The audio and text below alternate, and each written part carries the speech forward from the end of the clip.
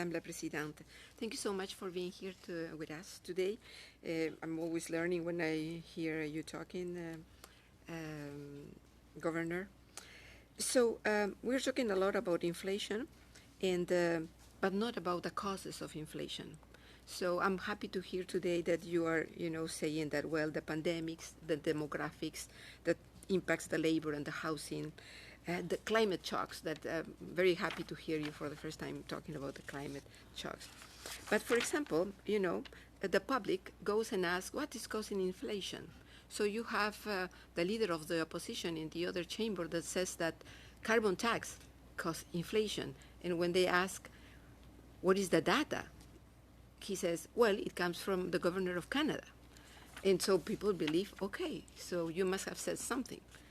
You'll have the opportunity to correct if that was wrong. With respect to the U.S. have passed two major bills, the Jobs Act and the Inflation Reduction Act, without calling it climate change, without calling it sustainable jobs, but that's what they are doing. And they have injected trillion money. And we just come with a couple of colleagues from the World Bank in Washington, where I was listening to the change of their mission.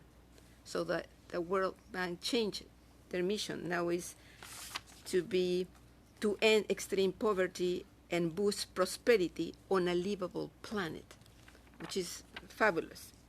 And they were saying that fossil fuels is inflationary and renewable energy is deflationary. And that we should, for that reason, move into innovation, competition.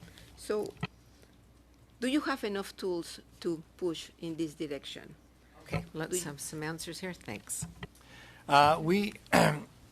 So we've been investing in tools to look at that question.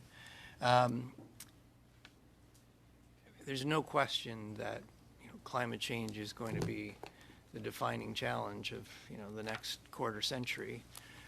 It's going to affect every sector in the economy. The models we have right now are not really designed. We don't really have an energy sector. We don't have renewable. We don't have clean energy or fossil fuels in our models.